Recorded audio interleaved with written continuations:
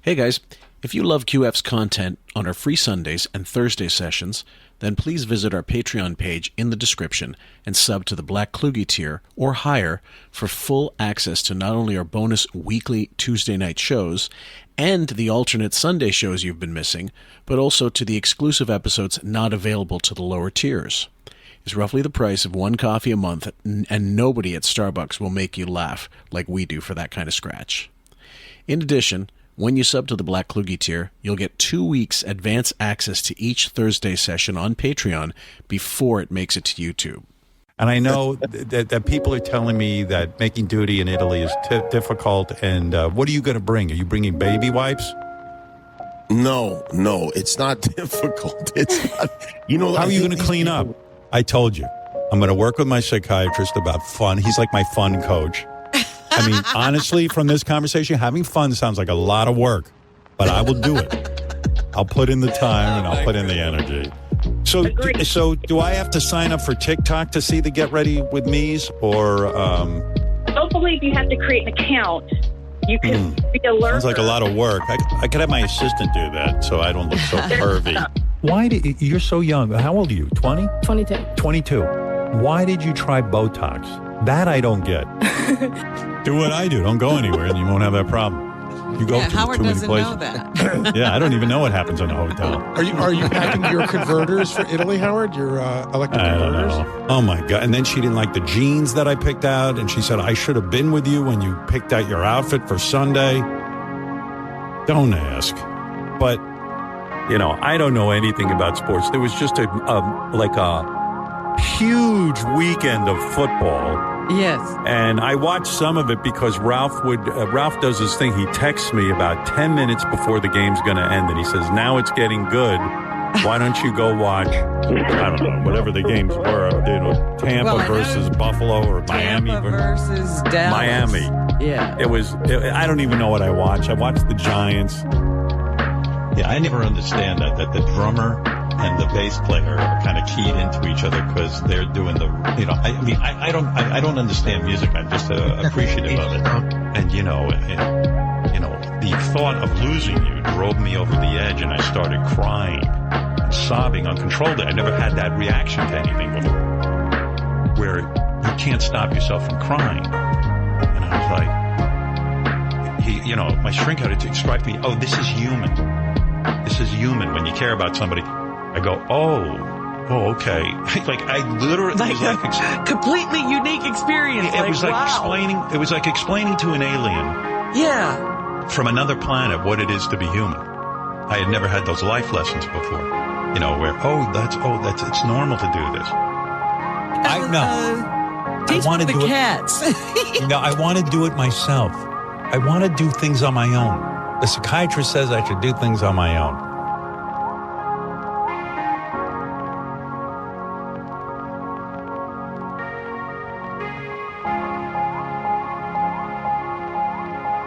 Welcome, folks, to QF, a podcast about Howard Stern. I'm your host, Phil Moore, a.k.a. Jim Fix, and with me for this particular run down memory lane is Wayne. How are you, sir? Good to be back. I'm glad to have you back, and we're going to cover it was during the Iron Man mask saga that we never quite got to finish. I don't believe. Sam was getting really at that point. Her interest level of it was low because Stern wouldn't shut the fuck up about it. I think we did finish it, but we truncated the last part of it, and where Jon Favreau sent a Iron Man thing, and he was all pissed off that it wasn't from the movie, and he was like, Stern was really butthurt that it wasn't legit screen used prop. And Ralph had one at his house that was identical. Yeah, but it looked better. He said it looked better than the one he had. It was probably the same one, I'm sure. I'm sure it was, and I'm sure at one point, what's his name, Jon Favreau was just saying whatever he could to shut him the fuck up, but it wouldn't satisfy him.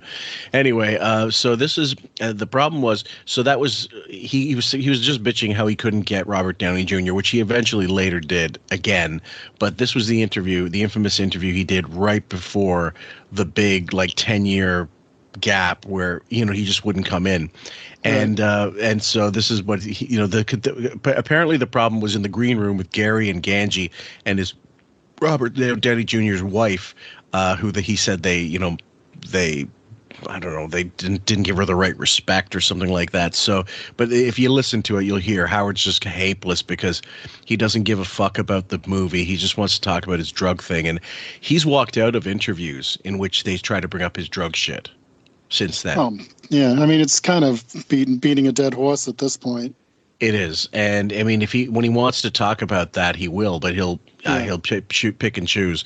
But the one infamous one, it's this BBC reporter that's infamous for having people walk off or tell him that's a disrespectful question. Do you know what's the name of that reporter? Let me see if I can find it. Hold on. And I'm pretty sure it's a BBC presenter, not a reporter, I should say. Robert Downey Jr. I didn't know if you meant like a Piers Morgan or somebody like that. No, it wasn't that. It was this. Oh, it was Channel 4. So here we go. Let me see. You say we're promoting an interview. I mean, promoting the movie. I mean, obviously you're doing a promotional round of interviews, and that's why we're talking about the movie. But we also would like to talk a little bit about you. And I don't know how comfortable you are, talking about yourself at the moment. You have as much time as anyone else will. Yeah. Well, okay. Well, then let me just ask you a few more questions, and you can answer them if you want to, and not if you don't want to. I mean,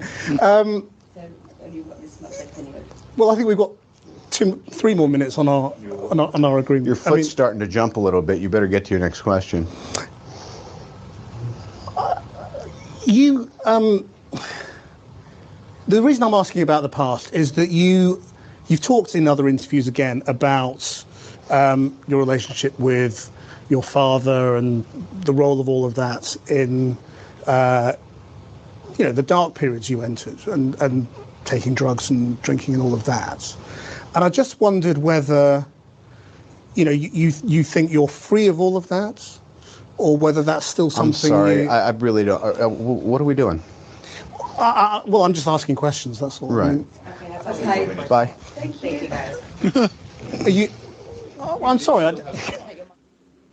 So that's typical. It's like a right up Wiggy's alley. Well, do you hate your father? Well, yeah, more or less. And I thought to myself, the guy was clearly nervous because he knew that was going to happen. And he was also, you could see Robert Downey Jr.'s eyes were darting all over the place. He's looking like, I'm getting out of here. And he's looking for his publicist. And the publicist was clearly making eye contact, like, let's cut this off, whatever. You could see him shoot a look sideways at the publicist. Yeah, absolutely. So, like, let me out of here. Yeah, and a few people have done that with that same interviewer, that same presenter. It's Channel 4 News England, and I don't know if he's still in the business, but my God, he did it once with Tom Cruise, I think. Tom Cruise is an asshole, complete asshole. He'll walk in a minute. You know what? I every time I see things like this, I can't wait for them to start using CGI actors. Why? Just to get their fucking big egos out of the way. Yeah, it just there's just such a bunch of babies. It's like, I mean, like you have a 3-minute interview with a guy, and he understood the question. I mean, it wouldn't be anything I'd be interested in talking to him about, but still. Well, like basically, the guy's asking him, "Do you think you're going to fall off the wagon?" Yeah, and it's not. Maybe it's a Narcotics Anonymous response when you had such problems in the past, whatever. Because he had to do. Wayne and I just looked it up. He had to do a year in court-ordered rehab, basically. But he was locked down. It was drug. Like he went to drug court essentially and was forced into this rehab program where he was basically homeless and unemployable because he couldn't get insurance anymore. So he was at the balls of his ass, and then he started making films once he got out. And it took a few years to get back, like Gothica and this one, Kiss Kiss Bang Bang, that he's coming in to promote it with Stern. Then he did what was the one David Fincher film, Zodiac. Oh yeah, and Zodiac was a great film. Yeah. It just falls through the cracks because at that time, Fincher's his star was shining a bit, but it was great work in it. Considering there's no conclusion because they never did catch the Zodiac killer. Right. Yeah. So they could have asked him. Could have asked him, "What's it like to be uninsurable for making movies?" Well, yeah, exactly. I mean, he said Tommy Lee Jones and Wesley Snipes really helped him out because they put him in movies. Yeah. And they loved his work, and they just wanted to give him, help him get back into the business. My biggest problem with him is he's too much of the same character. I don't know. The acting is very limited to him. No, if you see him play Tony Stark, he's going to play Tony Stark in the next movie too. Yes, I think he's become one note. It's almost like Jack Nicholson playing himself all the time. Yeah. Well, yeah, I know you have a thing for Jack Nicholson, but I've even seen him do wider stuff than Robert Downey Jr. I'm just not a big fan. I like the first Iron Man. Second one's okay, and you guys all know what I think about the third one. The third one's just another piece of shit. And him playing Dr. Doom, I don't think anybody's looking for that. I don't think so either. Even if he's going to put an accent on, they need to get out of this idea that he's, this savior of the Marvel franchise. Now, mind you, it might help them a lot, and maybe they need to whatever they can get. But I don't have high hopes. At any rate, guys, this is from 11/11/05. So Howard's got like 1 month left and a bit of change before he goes off into serious land. And you tell us what you think of this one. This year, we had him on the show many years ago. Did we have him on live, or Yep. did you have him in the studio with his first wife? Oh, You remember? I don't remember. In the old studio, years and years and years ago. Wow. Haven't heard from him. Would have liked to have had him on when he was in jail. Well, we did talk to him one time. Stephen Baldwin called him. There he is. That's the guy. There's the guy. Look at him. Looks like an artist. He's an actor. He's a real actor. Got the beard, the goatee. Not like The Rock. He's a real actor. Just another in like a series of episodes where they fucking shit on Dwayne Johnson, The Rock, right? Oh yeah, I know. Now he'd be scrambling to do anything to get him on.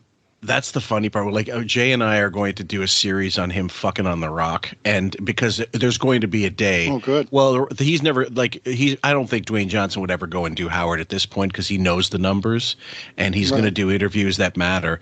But he's so much bigger than Howard at this point. No, I mean, I don't really know anybody that doesn't like him. I actually do like him as he seems really likable as a guy. He does a lot of charity work.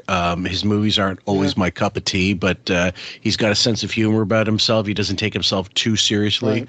And in his interviews, he comes off really well. Not always entertaining necessarily, but it's nothing offensive. Yeah, those goofy movies are fine. That's and like you said, he doesn't take himself seriously, so that's why I like him even more. I remember in that film, The Other Guys, he and Samuel L. Jackson die in the first 10 minutes just so they could set up the story for the rest of the film. Oh, is it like a Pulp Fiction kind of thing? Where No, it isn't. It's the Mark Wahlberg, Will Ferrell buddy comedy thing where they play cops, partners, to take over. It's called it's The Other Guys. It's a great movie if you haven't seen it. It's funny as fuck. Because Will Ferrell's he's like a desk, like a paper pusher kind of cop, who has this charm. All women think he's sexy, but Mark Wahlberg can't figure it out. And he's Mark Wahlberg plays like a disgraced. He's disgraced in the force because he accidentally shot Derek Jeter one time. Does Will Ferrell play just like his typical goofy character Yeah, yes and no, but there's a scene with him. He introduces Mark Wahlberg to his wife, who's played by Eva Mendes, and who looks like a total smoke show. And he's like, "Why are you married to him?" It's a hard R. It's a hard rated R film. Let me see if I can show you one scene. Hold on. What's it called? The Other Guys? The Other Guys, yeah. Okay. Let's see. This guy could be connected to drug cartels, black market organ sales, human trafficking, all of it. How do you get that from anything I just said? Hey guys, soup's on. What do you mean? Hi. Hi. You must be Terry. I'm sorry I've been hiding, honey, but this dinner was tricky. Oof. Who are you? I'm Dr. Sheila Gamble, his wife. Come on, seriously, who is that? His old lady. Sweetie, it's a workstation. Got it. You come in here dressed like a hobo. It's distracting. I know you're working. I'm so sorry. Come on. Seriously. Come on, what? Who is that?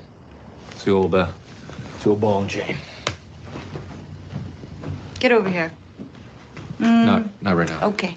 Look, they're not all first-round picks, okay? Come on, are you gonna tell me who that is? Are you really Alan's wife? I know. People are shocked because he's Episcopalian and I'm Catholic, but somehow it works. Are you gonna change?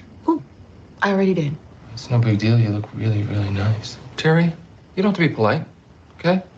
She looks kind of shitty. Don't speak to her like that, Alan. Look, if I put that in my Cosmo fashion app, you probably get a D-. Ooh. Alan and his apps, he loves them. You know, he's designed 3 of his own. One of them, can I tell him? Mm-hmm. One of them, you can take a picture of anybody's face, and I'll tell you what the back of his head looks like. Face back. Face back. Got some horrible reviews coming out of the gate. It's gonna hit. It's gonna catch. Why are you with Alan? I mean, that's not what I meant. I meant, how did you guys meet? It's a really typical how we met story, Terry. You're gonna be bored by it. I was a dancer for the Knicks while finishing my residency at Columbia Hospital. Alan came into the ER with poison ivy on his rectum. Yes. Needless to say, I fell for him immediately. It's funny. It's like a scene from that one movie. Always forget the name of it. With Meg Ryan. Yes. I don't remember a movie where Meg Ryan meets a guy with poison ivy up his ass. I'll think of it. I'll think of it. So what about you, Terry? Do you have a girl? I did, yeah. We're supposed to get married, but she backed out. It's complicated. Terry shot Derek Jeter. Shut up, Alan. This is before. That's okay. She's Got Mail. That's the name of the movie. That's it! Honey! With Tom Hanks? Right, and Meg Ryan. He didn't have poison ivy up his ass. Oh, Yes, he did. Yeah. Way up there. Well, Terry, can't thank you enough for coming by. What a wonderful, lovely evening. Thank you. So nice meeting you, Terry. It was my pleasure. Thank And you. remember, all I ask of you is you don't let him get hurt, Terry. She tells me that every day before I leave. Yep, I do. I come downstairs and I make him his fresh cut strawberries. And I say, listen, my little sugar balls, whatever you do today, you just don't get hurt. Yeah, every morning. And then I show him my breasts and I say, these are waiting for you when you get back home. You know, Terry, they're not the biggest breasts he's ever seen, but man, are they Not by a long shot. perky, and they are firm, and they are yours. You're a nice lady. Oh, thank you for coming. Detectives Hoyts and Gamble. Detectives Hoyts and Gamble, over. Go for Hoyt. We found your red Prius. Great. Was trying to vote for Ralph Nader. Come on. Okay, sugar balls, listen up. There's gonna be fingerprints in that car, and tomorrow we're gonna run those fingerprints through the system. If we get a hit, this case is gonna heat up faster than a junkie spoon. You do one thing when you wake up tomorrow. Bring it. Thank you, Sheila. Oh, he'll bring it. Good night. Good night. Thank you, Sheila. Bye, Terry. Bye, Sheila. I'll never forget tonight. Bye, Terry. All right, Alan, whatever. Go inside. Bye, Sheila. See you, Terry. Go inside. I just love it. Better actor, you or The Rock? You know The Rock? Well, who is a better actor? It'd be narcissistic of me to make an assumption. Have you seen the work of The Rock? Does it anger you? Be honest with me. You're a great actor. Not a good actor. You're one of the greats. You are. In fact, I think even with all the problems you had, the reason Hollywood took you back is because they recognized your talent. They were willing to take you back. They said, we don't care how much trouble this guy is. We got to put him back Prop to work. him up, get him back in here. Let's get him going. Prop him up. Prop him up and let's get him on set. But when you see the work of, let's say, a wrestler like The Rock, does it irritate you? I mean, you treat this like an art form. No, I like bad movies and I like bad actors. Okay, now here's a couple of things going on wrong here. First of all, I think our DJ was not quite sure exactly. I don't think he quite knew the interview was going to go this way so quickly. But the other thing is, you're put in a position where you've got to shit all over, some other actor. It's such a horrible position because if you want to get along in the business, like I don't care. But I figured if you're going on Stern, you got to know this is the way it's going to go. Yeah, I don't know why Wiggy does that with everybody that tries to pit people against each other. Sure. I mean, he does it on his own show. That's fine, but I mean, if I was Robert Downey, I just say to him, well, he does his thing, I do mine, and then move along. Yeah. I don't see what the need to bash him. Never mind. The Rock is just. I consider The Rock just as big as him now. Without Iron Man, I really don't know what he's got going on. I don't either, to be honest. And when he's tried to do other things like that, remember he did Sherlock Holmes.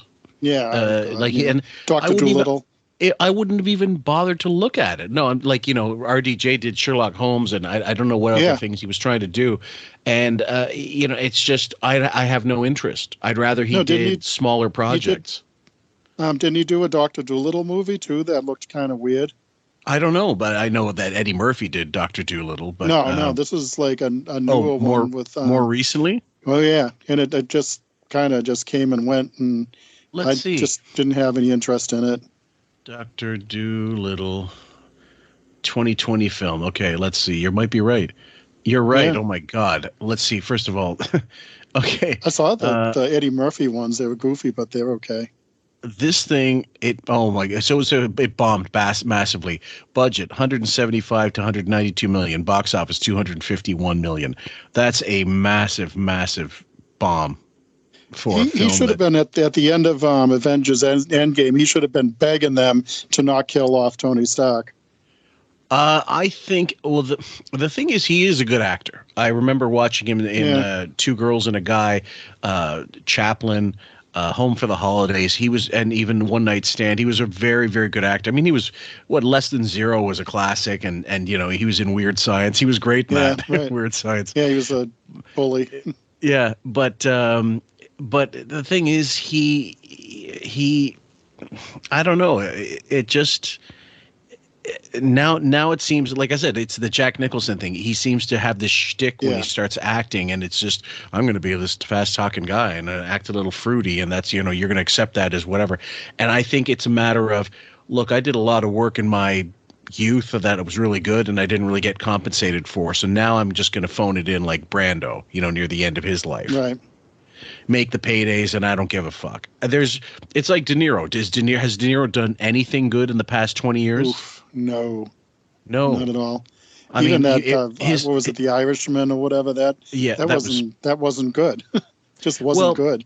I mean, even Pacino has had occasional films in the last while that he's been okay in. You know what I mean? Like he's also kind of ruined his legacy as well, but not like De Niro has. But De Niro didn't get so much money going through the business in those years, so I kind of don't blame him, but he's taken far too many paydays for shitty films now. I watched Glenn Ross after you guys talked about it on the show, because I had never seen it and loved it. Didn't you? Great movie. Were we wrong in the slightest? Oh, no, I loved it. It's definitely one of those. You know how they say about CDs, or records, so you got to put on the headphones, that kind of thing. Yeah. It's one of those films you got to watch at home, not in the theater. That's what I did. Yeah. And you just got to immerse yourself in it and remember it was originally a play, and that's how it comes off. Right.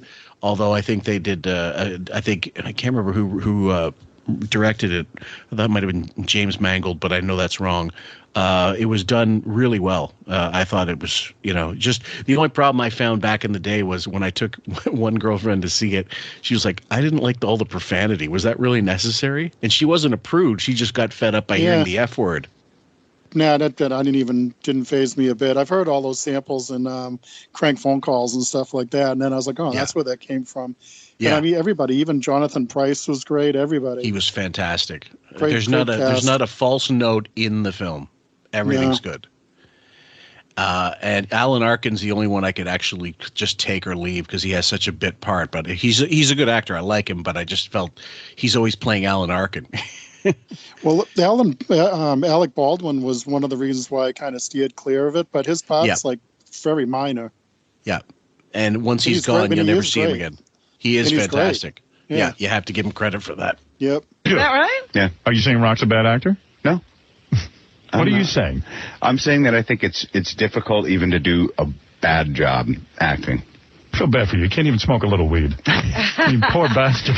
Do you think that I want to smoke weed? Let me ask you something. Yeah. We can't do it a little bit of moderation? Artie's doing the moderation thing. Artie got out of rehab, right, Art? No drugs. No drugs, but he's drinking. Yeah. You allowed to have a couple of drinks? It's funny because last time I remember alcohol is classified as a drug. Anyway. It is. Oh, yeah, not to Artie, though. Yeah, no illegal drugs. No, I think if you can drink like a gentleman, my hat's off to you. Is life miserable? Just one quick look at Artie in Vegas knows that he can't drink like a gentleman. Remember, that was like Ozzy's line. Remember, he said that he went to the rehab to learn how to drink like a gentleman. Yeah. And that's funny. I remember Sharon told that on the show. That's really funny. Well, they do say, like, if you have a drug problem, like, you don't want any gateways to getting drugs again. Yeah. And some of those people just cannot do anything. Like when they say going cold turkey, not cold turkey, when they go completely off, it's off everything, including cigarettes even. Oh yeah, and gambling or any of those vices that could trigger you back to the whole thing. It's why Artie, he said in an interview that's really good, he did in Jersey. It was a radio interview I referenced on the show, that he realized he might not be as big a sports fan as he thought he was because of the betting stuff, the gambling crap. Like he had to gamble to make sports more exciting as opposed to just liking them for being a sports fan. And I don't know if that's true. I'm sure on some level he still loves sports. But what happened was, like everything else, he just meshed everything together, so the gambling became synonymous with sports for him for a while. See, I don't understand that, because when you were a kid, you watched sports and you didn't gamble. I mean, maybe he did with his friends. I don't know, but and he has all that memory of like Yankees rosters and all that stuff from when he was a kid. So what changed? It's not like the Yankees are any different. Well, I mean, they were better back then, but now, it should still hold your interest if you love the sport. I would think so. Unless, like, if I have a few friends that have signed off on certain sports because of the gambling ads, it's a turnoff to them, and I don't blame them. It's getting really awful out there now. I hate those ads. Yeah. Do you watch like feeds from over here? Or? Yes. I'm watching NHL games. They've got betting stuff between certain ads. Depends what feed you get too. Like Canadian feeds are a little better about that. But if you watch, Jesus, like the ads that they're targeting at people, it's cynical and it's really too much. It's just too much gambling stuff. And I mean, when there's an economic downturn, a lot of people turn to gambling as a way to get ahead, and it's such an awful spiral. But no, what's the worst is they got Kevin Hart doing the promotion for it, and he goes right through me. Oh, he's an asshole. I can't horrible. stand him. I'm sorry, Raven. I know he's a Philly guy, but it's just I've never found him funny, and I just couldn't understand why he made this big bucket load of money on basically no talent. I mean, he had some talent. Clearly, people liked him, but I never found him funny. No, pretty much everybody that I know that's really, really into comedy, all of us can't stand him.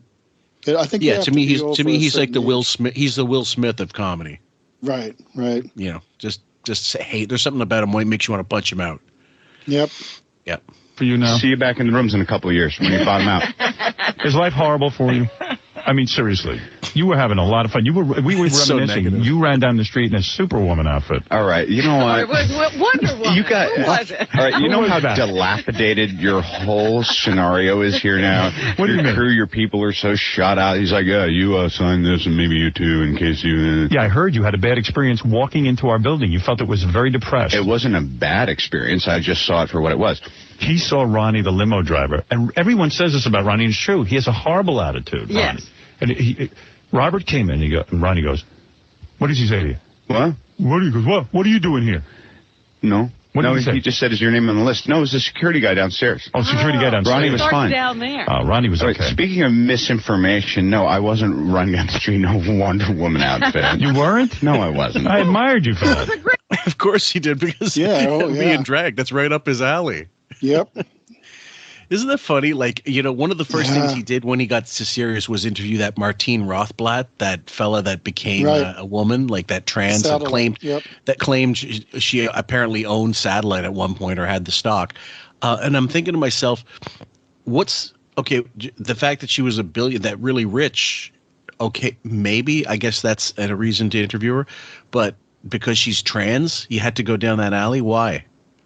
Well, that's like, I guess Martine, like she developed the satellite, the whole system. Mm-hmm. But that would be like if I interviewed Wendy Carlos, that's Wendy Carlos to me. That's it. I'm not going to say, let's talk about Walter or anything. That's just Wendy Carlos,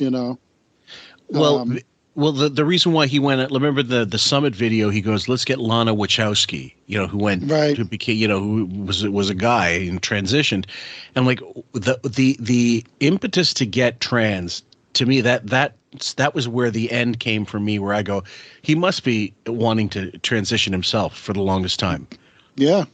Yeah. No, and he was like saying how much of a hero they are for being trans, and it's just like, I don't think you're a hero. That's your choice. Yeah. That would be like me saying, oh, I'm going to be a hero because I'm going to make myself right-handed because I'm left-handed. And it's just like, well, no, that's your choice to be right-handed. Well, you're not a hero. I mean, it's not, and it's not even your choice. I mean, that's just what you're going to claim. That's like, if you're right-handed, you're right-handed. If you're trans, you decide like, they'll argue that no, that's how I feel. That's not something I made that they made a conscious choice to go under the knife. It's true, but they'll tell you I always was a woman. I always felt like a woman. Well, or vice versa. This is actually kind of funny. On TikTok, I followed Jimmy Norton. Yeah, Jimmy. There's a Jimmy and Nikki thing on there, and I saw him and Nikki interacting on there, and I just wrote in there, it's like, good to see Jimmy happy. Good for him. And then all of a sudden I have all these, I can't say tranny anymore. All these trans people or whatever following me that, trying to pick me up and all this. Like, look, I'm just, easy. I'm just easy with trans people. I'm not looking for a dating and then like one of them's really funny. She said, he, she, whatever, it's confusing these days or whatever. Yeah, right. Well, so she said to me, she's like, I could make you just as happy as Jimmy. And I'm like, oh, wonderful. Oh, God. Don't you it's feel like like I really saying, don't. maybe I should have kept my mouth shut? No, what I wrote on there is like, look, I'm just trans friendly. I'm not looking for, I said, I have a girlfriend. I'm fine, Yeah. But I really don't. I don't have anything against him. I don't care. Go to town, have a good life, be happy. But, it's not an issue to me. I just don't really think about it. Where Howard obsesses about it. He loves it. He'll watch shows about it. I watched the Jimmy Norton thing because I listened to his radio show and I just think the guy's funny. And the two of them together are funny. Well, with Stearns, his fascination is more than just like he's curious about everything, because he's not. We know he's not. No. He doesn't have interest in people's projects when they come in, and this is like more proof to that. And then because it's more important that they're on his show, not that he watches your fucking movie or listens to your record or reads your goddamn book. So, but why he's so fascinated with trans is I don't know a single other straight man, and I know loads of people, that is so like geared to watch trans stuff, unless he has some fetish for it, and he clearly does. Well, I know. I like Bob's theory on this, but then there's the other side of it. Like, no, he says that he thinks that Stern's just interested in anything that's not deviant. Not deviant. Because we have to be careful with that. Not deviant, but what he feels is taboo. Yeah. Right. That's a better way of putting it. Yeah. But which like I kind of think that, perception. But the other thing though is he's too willing to jump right into it. That's my issue. Like it's an easier, to me, it's easier and more comprehensible if you just say this is a guy that wants to be trans but can't. Like he wants to suck dick, but he doesn't want to be gay. He wants to be a woman sucking dick. He's not just rubbernecking like a car crash on the side of the highway. He wants to stop and really get involved. Put it that way. So like when it came to him and Ralph, I'd say there was a lot of cosplaying going on. There was a lot of like role playing, and Howard was dressing as a woman, and Ralph was also dressing as a woman too, or as a guy, whatever, but with dicks, And I think they did everything they could, and I think Ralph took him to some pretty fucking shady places that where silence was, the mum was the word, and money spoke, and they kept their mouths shut. Now, is there a way you'd be able to keep it all silent forever, and not have Page Six or Richard Johnson or one of those guys report on it? Well, if they didn't want to be sued by Big Pockets Howie, yeah, they would keep it silent. But because a lot of those places, they don't want to out anybody because they want that person to be famous so that they can continue to make money off of other blind items. Well, I'm sure that's why Beth went over the house to find the photographs. Oh, yeah. There's photos out there somewhere. somewhere. I certainly hope so. I certainly hope that idiot had flash drives all over the place somewhere, or sent them in the drive, because that's one thing they couldn't access is his. I mean, if they took his computers, I'd say the game's well and truly done. Yeah, those there's computers some cloud out service in the ocean. Well, I'm saying, but if there's cloud passwords to be hacked and stuff, that's the one to get. Yeah, no, those his hard drives out floating around Montauk somewhere. But, probably. Yeah. Hey, sorry. Say you did. Say you did it. You didn't run down the street in a Wonder Woman outfit. Oh, maybe the costume was in the closet. Were you Spider-Man? Now you're speculating. Maybe it was this. I'm sitting right here. Was there anything in your past with a Wonder Woman outfit? Yeah. There was? Uh-huh. What was that? I don't know, some gal in the room wearing one. That's nice. But I didn't take it off and run down the street. I thought you did. If you're in Palm Springs. See, that's funny. He's just like, no, that never happened. Like, I thought you did. Howard wanted to think he did. Where did this story come from? I never heard anything of it. I have no idea. Let me look it out. I'm just going to, I'm literally going to type in Robert Downey Jr. Wonder Woman. Wonder Woman. Maybe he was looking for that role before Iron Man. Okay, so arrest. Okay, this was from way back when, so 2000. Hold on. Okay, I'm going to read this, guys. Anonymous tip led to arrest on Saturday. Police were. This is from ABC News, December 4th, 2000. Anonymous tip led to arrest on Saturday. Police received an anonymous 911 call from a man who claimed there was a man with cocaine and a couple guns in the hotel room where Downey was staying at Merv. This doesn't help his case. Merv Griffin's Resort Hotel in Palm Springs, California. Officers found and arrested Downey Saturday. He was charged with possession of cocaine and methamphetamine, being under the influence of a controlled substance, and committing a felony while out on bail. No weapon was found at the scene, though in a bizarre twist, one of the items confiscated was a Wonder Woman costume.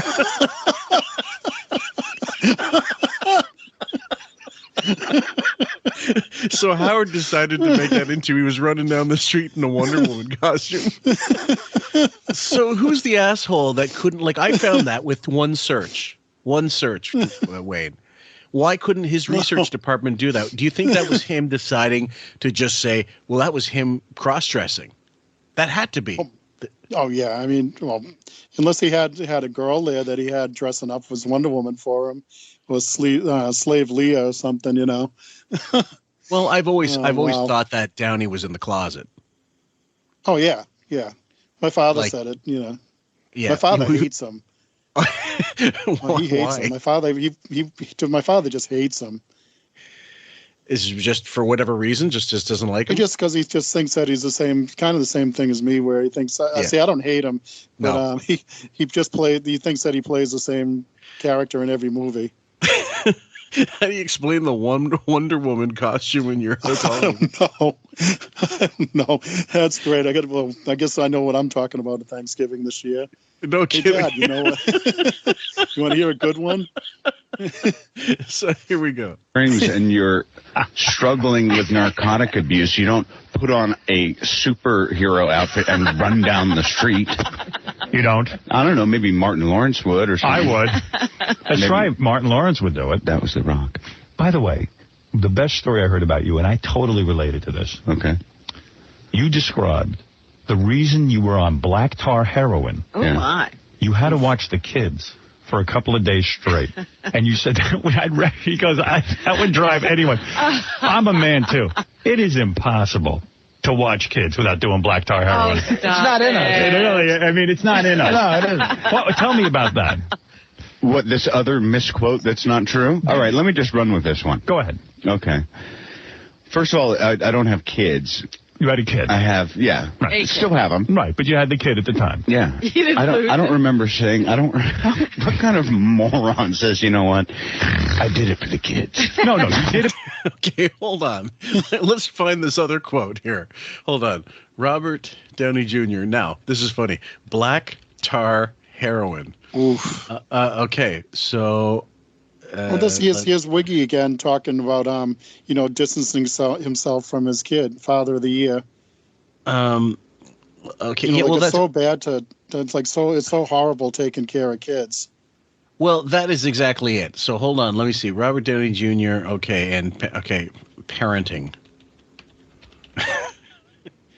Okay, this is from Vanity Fair. Now this is from 2014. There's no way to get into that because I'm thinking of 2005. I don't believe anybody would say that in their entire life. That was how. First of all, he got it wrong. It's kids. Because he was just projecting about himself.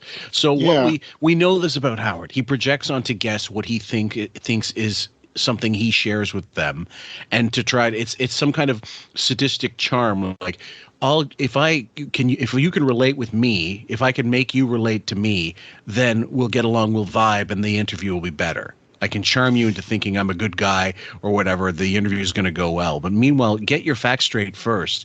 And if the facts get in the way of your narrative, well, then you got to go another way, dude. That's just the way it is. If this story got out there that he was on black tar heroin taking care of his kid, wonder why the kids weren't pulled from him.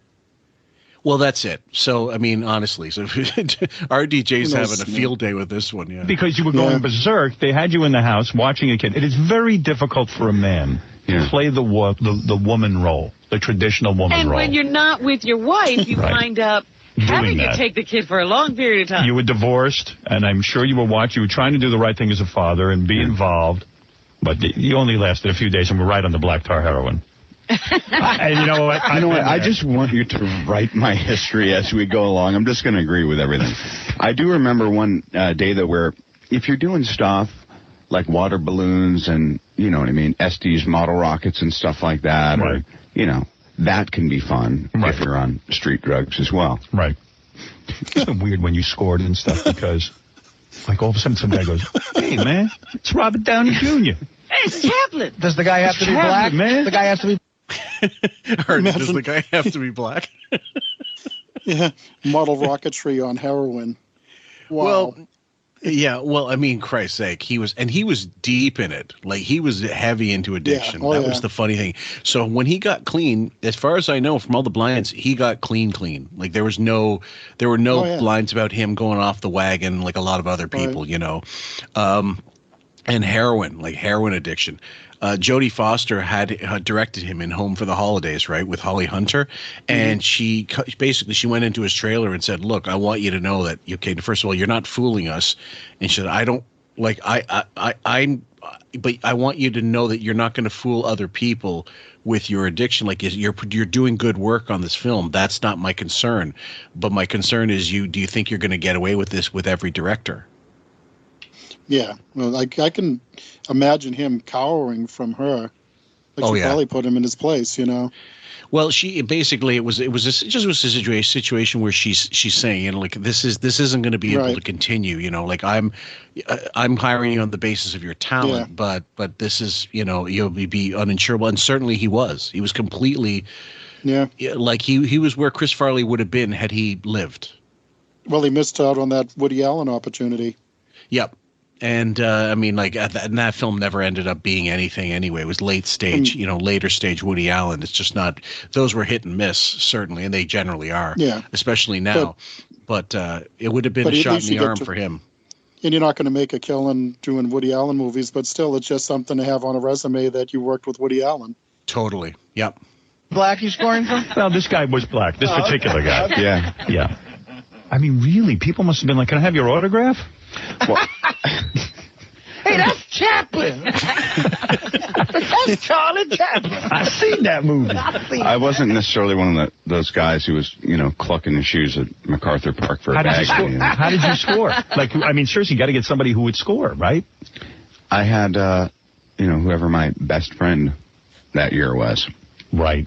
Jesus, and then you got to be all reliant on them. What a pain in the ass. Yeah. And then they start jerking you around. I want to ask you this. Do you think they should legalize drugs? I do. I'm not a big drug guy, but I don't think it should be illegal. I think, hey, it's up to everybody to do their own thing. As long as you don't kill anyone, do whatever you want.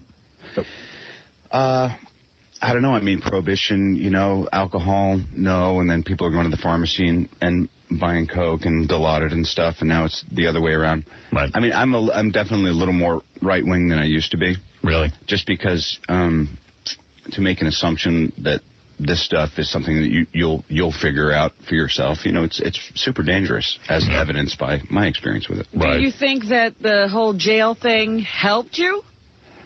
I think it's really up to the individual. Like, I didn't actually mind jails and institutions that much, which says something to the state of mind you're in once you're drug dependent, and that's what's really screwed up about it too. You know? I was on the radio every day that you were incarcerated, not every day, but a lot of times saying, I don't think you should be in jail. I don't think it's right. I think if the guy has a drug problem, let him go deal with it in rehab. Yeah, I don't think it's right. I don't care, because you got a fucking addict sitting next to you that you don't care about. Yeah, right. Yeah, right. Like zero compassion whatsoever, and that's what Howard. I think that's the one thing I found most distasteful. The Artie stuff. Like him now that CA and I are doing the KC saga. I hear the KC audio way differently than I did then.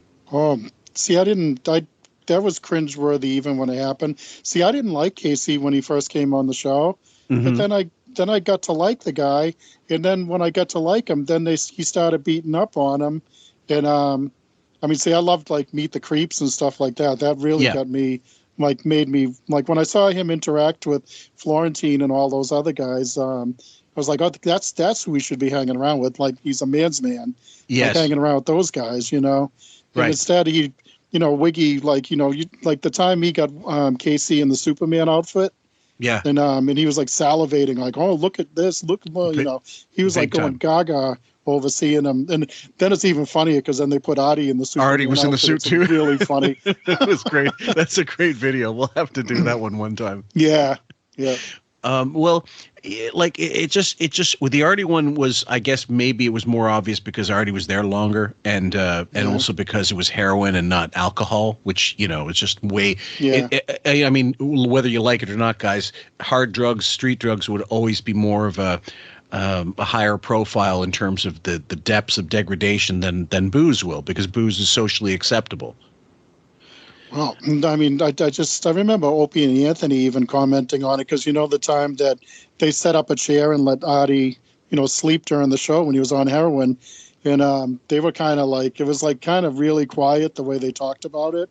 And they kind of like, well, over at the Stern Show, they have Artie sleeping, and Anthony says, well, I guess that's cutting edge radio. Well, when that first started happening on the show, and they were allowing it, and I was actually really pissed. I was angry. Oh yeah. And that was Deborah and I covered the wrap up show caller that basically took Gary to task and said, this was early on in QF on Patreon, guys, like maybe episode 9 for all I know on Patreon, and still one of my favorite episodes, because the guy took Bowie, a hapeless Bowie, to town and just cleaned his clock, saying, look, this guy's got a responsibility to be a professional, and if he's not awake, he's not doing his job. And you guys are enabling him, basically. Like, what is this? Like, what are the ramifications?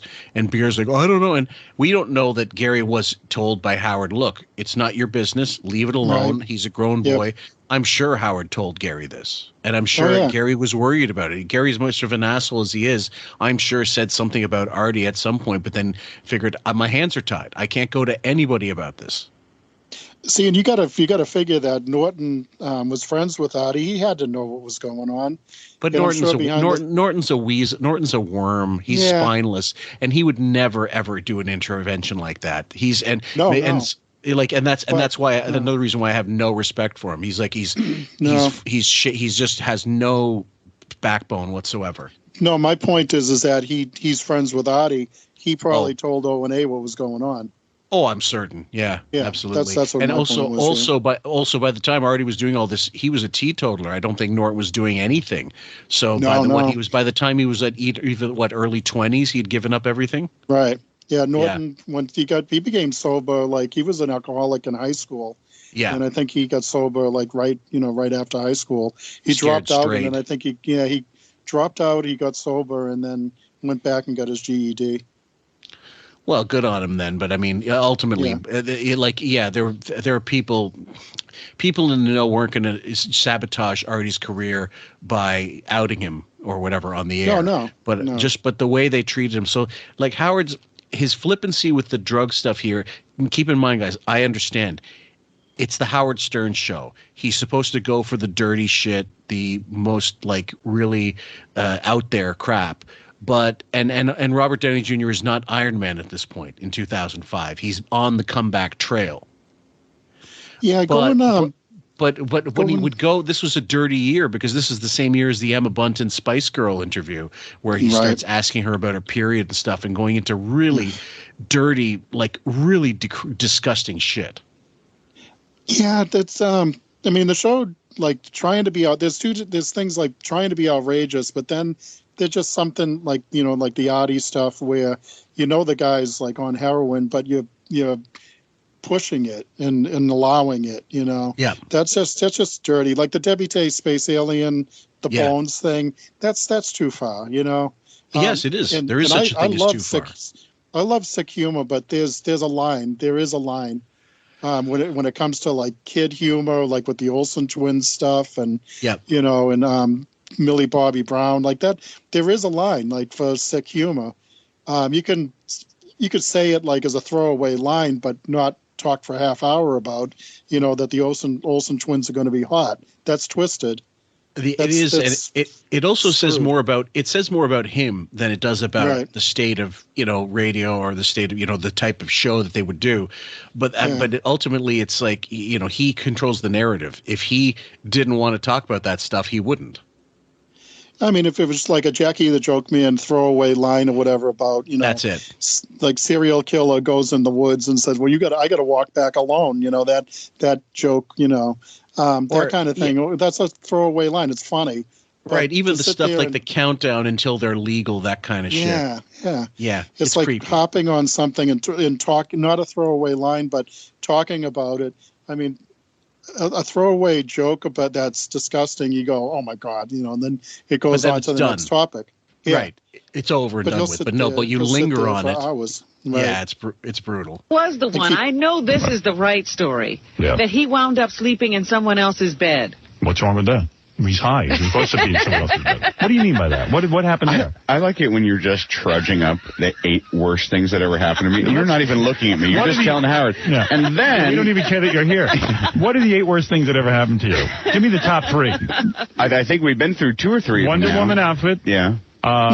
What is it? Trudging into somebody else's bed. Right. He had a night of like... All right, we're still imagining that I'm wearing the Wonder Woman outfit. Let's just for the record, that was me. Let's combine the story. What is it, Gary? I'm looking at the actual like news report and stuff, and the Wonder Woman... Oh, thanks, Gary. Come on in. The Wonder Woman outfit was in the closet. But you know what? No, there's something interesting in the story that I like. Somebody else.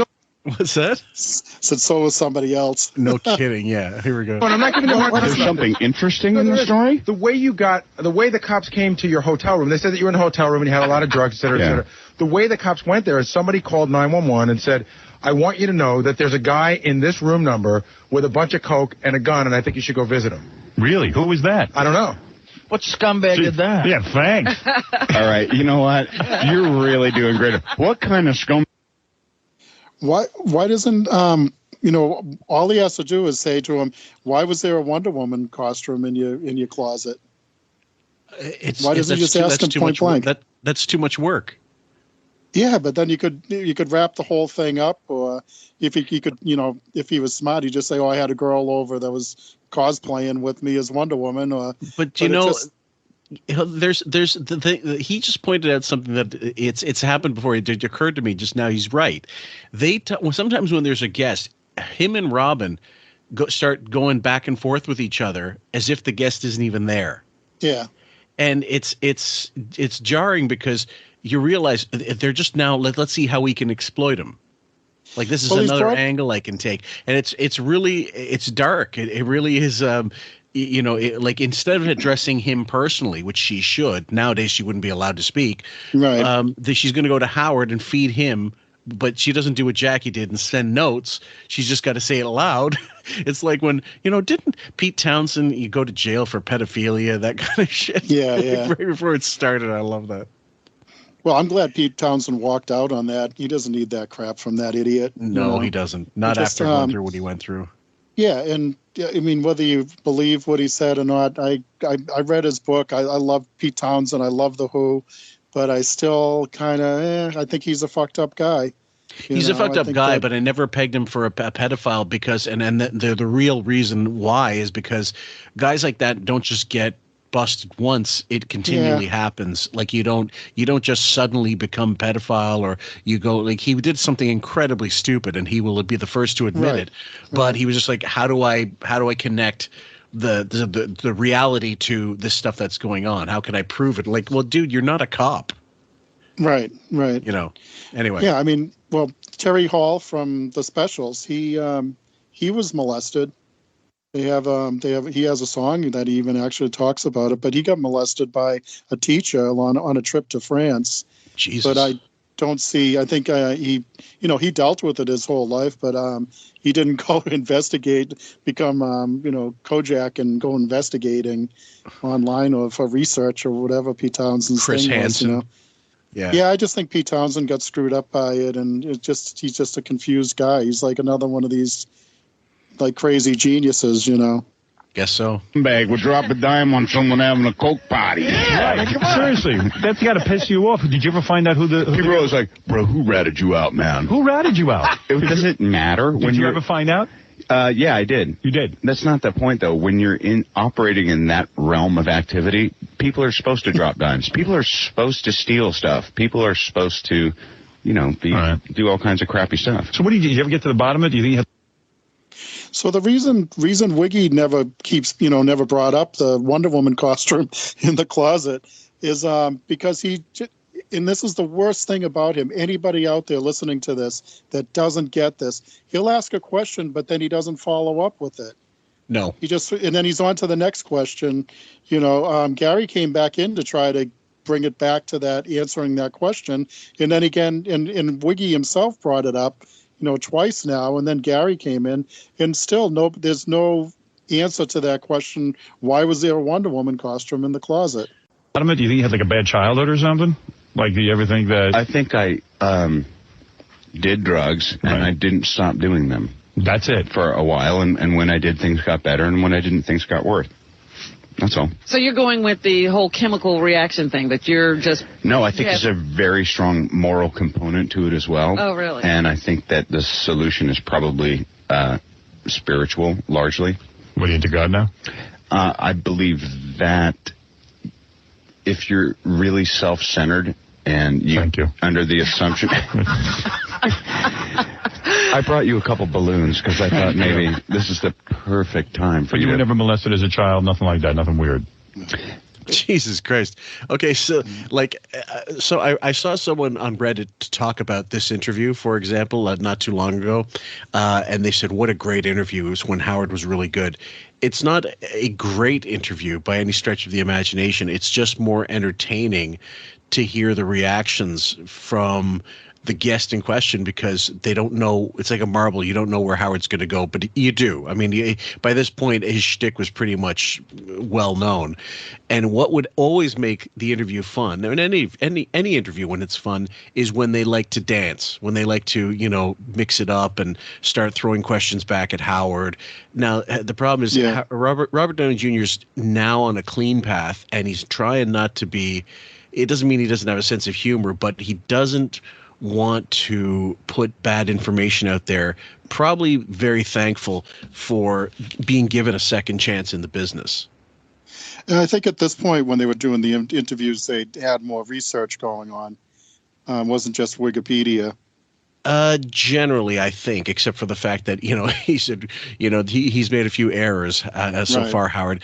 Now, they're talking about the legalization of drugs. The other thing is, if he's gone through AA or NA, as the case may be, maybe both, he has to be very, very careful about what he says, because he's going to be feeling like, I got to be responsible. I can't be talking about drugs as if so flippantly the way Howard would, especially considering like Howard doesn't give a shit if he's got an addict right next to him that he doesn't give a fuck about. So it's trivializing. And I think ex-addicts who are wanting to, give back to, fellow addicts, they don't want to be, making a joke of it. A lot of times they won't even say that they're in AA, or they'll just say the program I'm in, or the meeting I go to. They won't say what the program or the meeting is. Hence I know, anonymous. Bennington, Bennington really, he won't say what exactly it is that he did, but he'll just say the program and that he still goes to it and he's still involved in it. I have a friend that's really involved in it, but he kind of doesn't have any problem saying that it's AA. Well, the problem was, I guess, back in the day, a celeb, went around saying, they were in AA and then they were a massive failure. So the organization just doesn't want that negative publicity of being not being able to be successful where it comes to being a high profile failure. It's a bad look for them. And I get that part of it. But they also don't like when people denigrate the program, especially in public. Well, the other thing, too, is you don't, if you say, okay, where does Robert Downey Jr. live? I want to go see him. I'm going to join AA. Yes. Or whatever, Hence, you don't, but I mean, there are meetings everywhere. Internationally, there's people that put them together. It's quite good. Anyway. No, but I mean, that's definitely a handy excuse for people. Right, but you don't use excuses. I think some people just react differently to this stuff. Take me into the world of prison, man. I've never been there. I never want to go there. That's why I'm so goddamn honest. I pay every tax. I pay everything. I hear you say that all the time. Oh my God, I wouldn't last a friggin' day. Is it as bad as they say? You don't need to do anything wrong to get put in prison. What do you mean by that? That sounds interesting. I'm just saying that there's a lot of people who heartily disagree with you, and if they want to, they could set you up and you could go down for a bunch of time anyway. Were you set up? No. Is that what you're saying? Does it seem like I was? I don't know. I know what you're talking about. Do you know for the last 7 years they've been planting this crap on me? You never did a drug in your life. How bad? On a scale of 1 to 10, 10 being, oh my God, prison is full of rape, people beating me up, all this stuff. On a scale of 1 to 10, 1 being, it wasn't so bad. 10 being, man, it sucks. Here you are, huge star, blah, blah, blah, blah, blah. Now you're incarcerated. Is it like the worst nightmare ever? It's really relative. I mean, I grew up as a street kid in 1 to 10, New York. 10 being the worst. First 36 hours. Yes. 9. 9. Why? Next 16 months, 4. Why a 9? Because you got to prove yourself to all the other dudes? Well, no, just because you're having to digest the fact that, you're going to be missing holidays and stuff. And everything. A bunch of criminals. I go insane. Before we continue, the judge that put Robert Downey Jr. away, I believe, was the same one who sentenced Charlie Sheen to his drug. He was in the judge of his drug court as well, and Charlie Sheen, believe it or not, had nothing but good things to say about the judge. Well, it maybe straightened him out. Well, he said at that time, he said basically he said the judge, when he would see him and for court dates to check on how he was doing, said, look, I've heard nothing but good things about your rehab or whatever, and just keep it up, and I'm keeping my eye on you, and trust me when I say I've got your best interests at heart. And he said something like, he was quoted as saying in an interview that, look, that we give him so many hassles being us younger drug guys, whatever, that he could be really hard and throw the book at us, but he just actually understands it's an addiction. It's not your bad people necessarily. It's probably the kind of judge that Adi should have had, and I believe did, because Artie's, as far as we know, is still clean. He never went back in. I mean, he did get that one time when he, remember the gas station video that leaked, right, which was just a really stupid move on the person who met him's part, but that maybe that was orchestrated. I have no idea, and he would have been doing some serious time if he had fucked up again, Artie. So this was the last straw, and I'm sure that's why he knows he can't be in the business at any. He can't survive it if he goes back in. I really haven't heard anything about him either way recently. Nothing, which is a good thing. It is a good thing, and I guess he's probably just doing like a longshoreman job or something. I think he might have taken his ex foreman. Or the guy that was in charge of the union just for real, and said, look, I need a real job. Let's do this. They've got union benefit. They've got medical benefits, all that stuff. It might be physical labor, but it's better than dying. Well, sounded like he had a good time doing it. The only thing I'd be questioning the kind of people he'd be around if they'd get him out drinking and stuff, you know. Yeah, I think if they followed him like those guys, they would absolutely know not to do it with him. Yeah, I would hope so. And the other thing is, I know there was a lot of gambling going on with those guys. Yeah. So. Yeah.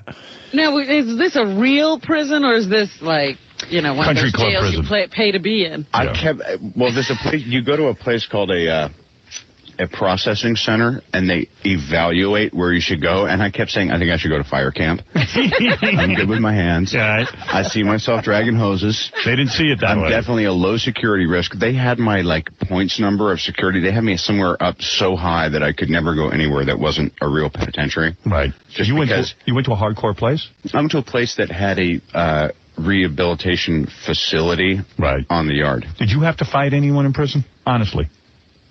Yeah. You did? Mm-hmm. Oh, Christ. Don't ever send me to prison. I would. Okay, I promise. Did you win? Yeah. Black guy, white guy? Neither. Go ahead. Do you believe that he had to fight somebody? I don't know if I buy it. Somebody that's that high profile. I guess I do, because what reason does he have to lie? To make himself seem like a tough guy? He doesn't seem like a tough guy. I don't know. I like, especially like when he just said earlier that he was like a street kid and stuff. I can't imagine him being a street kid even. I don't really see him as a tough guy. Well, street kid in the sense of being, I don't know how loose he is with that. I mean, but again, like he's an LA person. Why does he want to put out that opinion that he was in a fight? Like it just doesn't. If you want to be straight and on the straight and narrow and show that you're doing good work and get back into some high profile gigs and work your way back, what benefit is it to lie and say, yeah, I scrapped, you know, I was a tough kid and I was tough in prison and I got into fights and I fucked some people up. I mean, it just doesn't sound like that's what you want out there to studio heads. Like, do you know anything about the way he grew up or where he grew up or anything? Not enough. Give me 1 second. Yeah. Let me just check real quick. I'm not buying if he had it. Okay, hold on. So I did a little background. It's basically Wikipedia, guys, and some of this could be bullshit, but it said Downey moved often due to his father's film projects, which makes perfect sense. His dad was in the business, living in places such as Woodstock, New York, London, New Mexico, California, Connecticut, and Greenwich Village. The family experienced both periods of near poverty and wealth, depending on the success of the films. As a child, Downey was surrounded by drugs. His father was a drug addict, and his mother was an alcoholic. His father allowed him to use drugs at a young age. He said that he gave Downey marijuana for the first time at age 6 and also gave Downey cocaine as a child. His father later said that he regretted it. Downey stated that he and his father did drugs together for the first time when he was 8, and the drug use became an emotional bond between him and his father. When my dad and I would do drugs together, it was like him trying to express his love for me in the only way he knew how. Now, is that a street kid or is that a kid with a fucked up childhood? That's a kid with a fucked up childhood. Yeah, I guess maybe if that's what he means by street, then I agree with him. Yeah. But a street to me is like somebody that, like I said, like Paulie Walnuts or someone like that ended up, you know, they were an actor, but they really were a street tough guy. Yeah. Oh yeah. Or someone like look at Charles S. Dutton, like Rock Dutton. He did time for manslaughter. Yeah. That's a real guy. Trying to think who else is someone that really lived the life. I mean, God, Samuel L. Jackson might be a great actor, but he didn't really get into big time until he was much later. So that's a real person, I would say. Yeah. Who else? Like, what about I don't know. I can't think of anybody. Danny Trejo. That's a real person. Yeah. Right. You know, this is a guy that, you know, for all intents and purposes, would have been dead a lot longer ago if he had not made it as a film star. Albeit, what about the guy in Wild Orchid and Greenwich Village? Mickey Rourke. Yeah, I kind of. He seems like a tough guy. Like in real life. he was a boxer for, you know, he became a boxer, and, you know, he really gave up the film career to be. I'd say so. Even though he might be a little fucked up now and maybe too many shots to the head and obviously way too much plastic surgery, but I'd say he would have been a guy that was not just a frilly actor. Right. I'm trying to think, who else would it be in the business? I suppose you know what? Ironically enough, we talk about him every so often. Christopher Lee. Oh, right. Yeah. Ex-military, but ex-military intelligence. Right. And he was just when you want to say street guy, it's not really so much street guy as a real deal, like someone who and I believe was related to Ian Fleming. Yep, that's true. Yeah, he was his cousin, if I'm not mistaken. Yeah. So these are all good examples, I'd say. Ian Fleming was military also. Yes, absolutely. Yep. Puerto Rican. You know what? I'm going to walk out this door and it's going to be like, hey, bro. No. You had a fight. Son of a bitch. Don't act like that ain't a big deal. Come on, man. You must have been crapping your pants. Were there weapons, or was this just, Did you make a knife out of soap? Soap knife. Who'd you fight, man? You just fight another celebrity like Cheech or something? Who was the guy in prison? Chong. Yeah, Chong. No, what do you mean you had a fight? Under what circumstance did they make you fight? Like someone's on your phone time or something like that. Like you said, hey, man, I'm using the phone. And the guy goes, I'm going to kick your ass. And then you have to stand your ground? Well, I didn't say anything, but there's usually guys like, every race has someone who's the shot caller for them. Right, like the so if someone's on your phone time, and then like Phipps would come over and say, bro, put on your boots like I was on your phone time. Go handle it. Like that. I wouldn't even know what they were talking about. I don't even understand Phipps. Wait a second. Yeah, I don't know what you guys are talking about. Please, don't beat me up. You know what's so funny? Wait a second. If you don't fight... You know what's really funny? What? Okay, before he continues, this is when the interviews became really annoying to me, when he would just keep yammering away at the nerves and just hammer home some non-point because he doesn't understand something. Remember the Roger Waters interview where he wouldn't stop interrupting the guy? Yeah. Oh, it's every interview now. The first time I noticed that, I remember he had Boy George on. And he wouldn't let him answer a question. That was the very first one I noticed. And I'm like, will you let the guy talk? I had read the book. It was when he put out that Boy Man book, like way back. And he had Boy George on. And then he had him on the, not the E! Show, but that other Howard Stern interview, which that show was a total train wreck with, he wouldn't let anybody talk on that show. Oh, that was horrendous. And that was clear. That was pure nerves. And that was, and that was when I first started noticing that he would never let anybody finish a thought. It would just he'd be on to the next question. And I don't understand it, that he just can't take a pause and let somebody talk and, do a give and take instead of just machine gunning questions. Well, it was nerves. It was a combination of nerves and narcissism. Like, it's all about him, not about the other person. Yeah.